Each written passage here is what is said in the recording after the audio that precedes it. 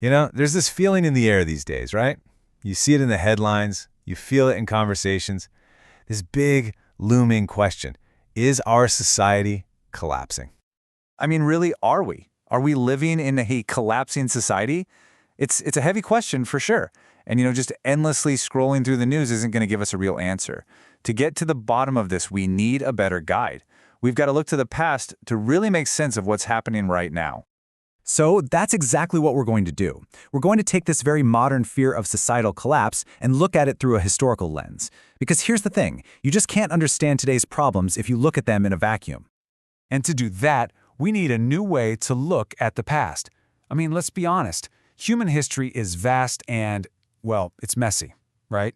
So we need a more structured way to sift through it all, a method that can actually find predictable patterns, things that can tell us where we are and maybe, just maybe, where we're all headed. Okay, this is where it gets really interesting. This brings us to a field called Cliodynamics. Now I know, it sounds a little complex, but the idea behind it is incredibly powerful. It asks a simple question: what if we treated history not just as a bunch of stories, but as a massive source of data? So, what is it? Well, at its core, Cliodynamics is all about the mathematical modeling of historical processes. Think of it as a way to cut through all the noise, to find these recurring cycles, these hidden forces that seem to shape the rise and fall of societies over and over again. The whole goal is to try and turn history into something a little more predictive. And look, this isn't just some abstract theory. Cliodynamics is built on absolutely massive datasets. We're talking archaeological records, huge cultural databases that document human behavior across societies. They even use tools like Google's Ngram Viewer to track how often words pop up in millions of books over the centuries. It's all about finding real, measurable patterns in the raw data of human civilization. All right, so let's put this data-driven approach into practice. And we're going to use a perfect historical stress test: a pandemic. Pandemics are just so powerful for this kind of analysis because they act like a pressure cooker. They reveal all the hidden fractures and breaking points in a society like almost nothing else can. And that leads us to the central question, really. Why is it that some crises tear us apart while others actually bring us together? Why do some pandemics lead to cooperation and unity while others just unleash this wave of blame, persecution, and violence? The answer, it's not as simple as you might think. Okay, take a look at this. This table really breaks it down.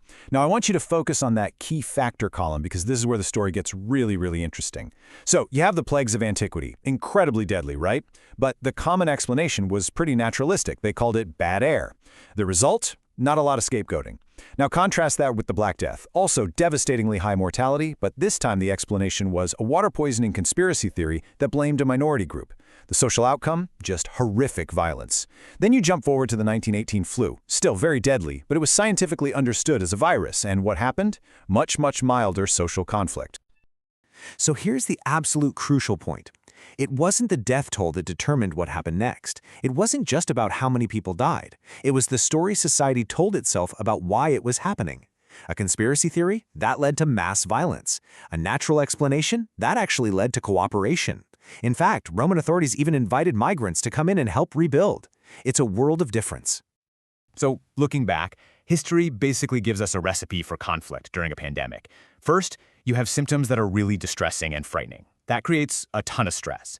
But the real flashpoint, the key ingredient, is this intermediary level of medical knowledge. It's this weird middle ground where people know just enough to reject old supernatural explanations, but not enough to understand the real scientific cause. And that knowledge gap, man, that is exactly where conspiracy theories and blame just explode, especially if you already have tensions between groups and the people in charge either let it happen or, even worse, encourage it. Okay, so this whole pattern brings us to a really critical idea. When things get really bad, we all throw around this word collapse. But what does that word actually mean? Are we talking about some sudden Mad Max-style apocalyptic end? Well, history suggests it's usually something very, very different. I mean, take the so-called collapse of the great Maya civilization. It wasn't an extinction. The people didn't just vanish into thin air.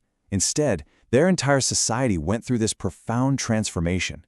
They shifted from these huge centralized city-states to a more spread-out, decentralized network of communities. You can almost think of it as a three-step process. First, a major crisis hits, and it puts this unbearable strain on the old way of doing things. Second, those old political and social systems, they just break down. They can't handle it. And finally, society reorganizes itself. It finds a new form, one that's better suited to the new reality. Now, it is messy and it's often painful, for sure, but it's a process of change, not a full stop.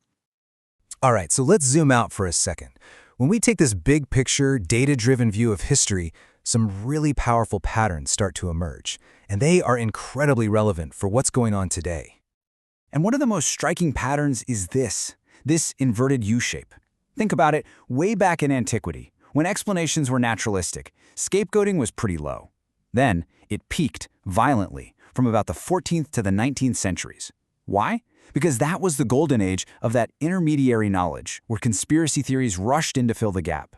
And then, as modern science started providing real, solid answers, the really violent scapegoating started to decline again. It's an amazing pattern. So this whole historical tour really leaves us with a few key takeaways. Number one, how a society explains a crisis is way more important than the crisis itself. Number two, blame and conspiracy theories absolutely thrive in that gap between our fear and our understanding.